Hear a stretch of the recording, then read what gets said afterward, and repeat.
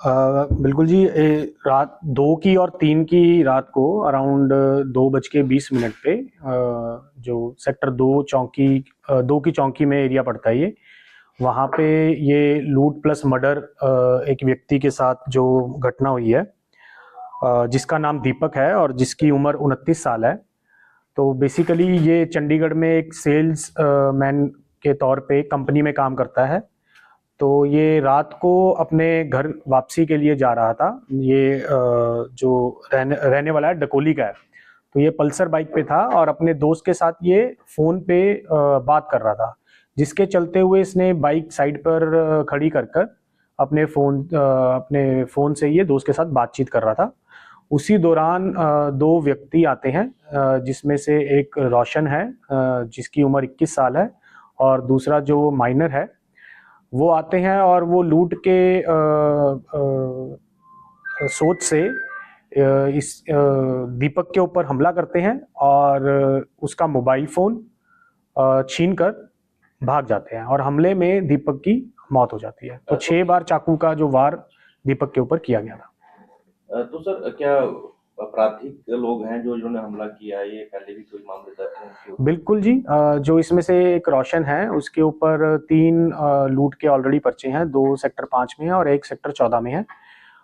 इसमें ऑल्दो ये बहुत ही अनफॉर्चुनेट इंसिडेंट है, बट मैं ये बताना चाहूँगा कि हमारी जो सीआईए टीम्स मौके पर ही जब भी रात को ये सूचना प्राप्त हुई कि ऐसे किसी का मर्डर हुआ है, तो मौके पर ही हमारी सीआईए टीम्स वहाँ पे पहुंची और सीआईए 26 की टीम, जो कि इंस्पेक्टर दिलीप के नेतृत्व में इनकी लीडरशिप के उसमें जो टीम्स ने काम किया है, लगभग 6 घंटे के अंदर ही इस केस को सॉल्व किया, इनकी टीम ने किया है और जो मुलजिम है उसको पकड़ा गया।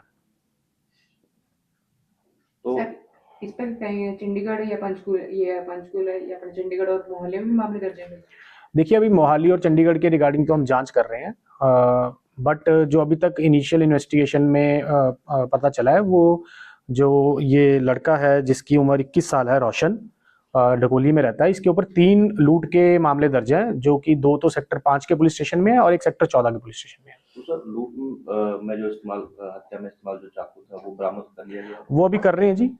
अभी हमने जो बरामदगी करनी है, मोबाइल फोन करने हैं, चाकू करने हैं और जो कपड़े हैं जिसके ऊपर खून वगैरह लगा है, वो हम इनसे रिकवरी करेंगे। सर, आपकी तरफ से कोई और भी इंस्ट्रक्शन रहेंगी लगातार? जैसे पेट्रोलिंग की समस्या आती है कि पुलिस के द्वारा पेट्रोलिंग कम की जाती है कुछ एरियाज में, तो आपके द्वारा कुछ ऐसा मतलब पेट्रोलिंग भी बढ़ाई जाएगी ताकि ऐसी वारदातें ना हो? बिल्कुल नहीं, इसमें मैं आपको ये बताना चाहूँगा कि हमारे जो सेक्टर 2 के चौकी इंचार्ज थे, वो जो हमने उसी वक्त रात को पता किया, वेरीफाई किया, वो पेट्रोलिंग पर थे।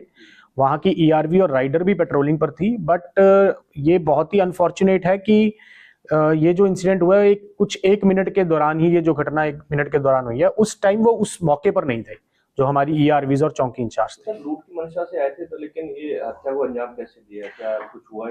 बेसिकली जी, वो नशे में थे, उन्होंने नशे का सेवन किया हुआ था, अल्कोहल और गांजा भी वो लेते हैं।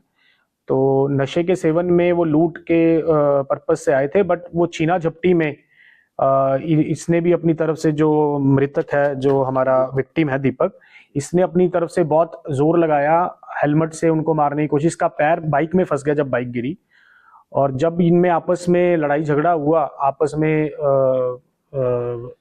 जब हाथापाई हुई, तो रंजिश में आके उन्होंने उसको चाकू से वार किया और वार करके वो इसका मोबाइल फोन छीन कर ले गए। सर, ऐसी कोई मतलब अपडेट हो पाई कि रोज हथियार लेकर बाहर निकलते थे या घूमते थे, या मतलब ऐसे ही रात भर निकलते थे बाहर? ये अभी इन्वेस्टिगेशन का विषय है, बट मैंने आपको भी पहले भी बताया कि ये डेफिनेटली इसके ऊपर लूट के 3 पर्चे हैं, तो ये उसकी सोच तो उसी प्रकार की थी।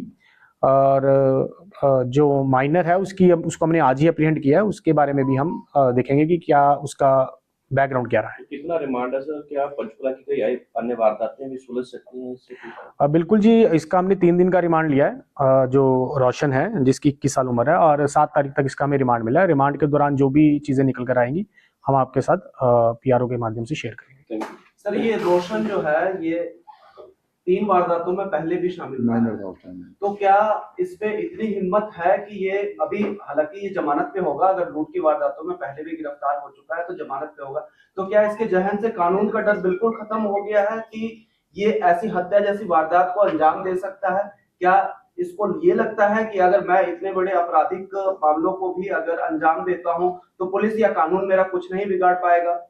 देखिए, जब जो हमने वेरीफाई किया, जो 3 परचेज के थे उस टाइम पे ये माइनर था और अभी इसकी उम्र है जो 21 साल है, तो डेफिनेटली ये जो नशे का सेवन तो करता ही है।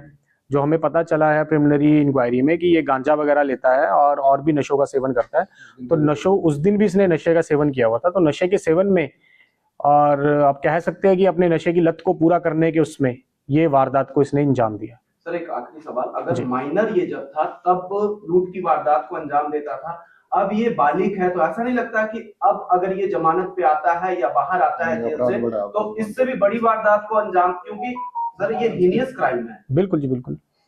नहीं, डेफिनेटली इसमें हम जो भी एज पर लॉ होगा, हमारे स्ट्रिक्ट जो हमारे इसमें सेक्शंस हमने लगाए हैं, हम इंश्योर करेंगे कि जो विक्टिम है उसको पूरी जस्टिस मिले और जो ऐसे अपराधी हैं वो जितनी ज़्यादा देर तक लॉकअप के पीछे रहें उतना रह सकें।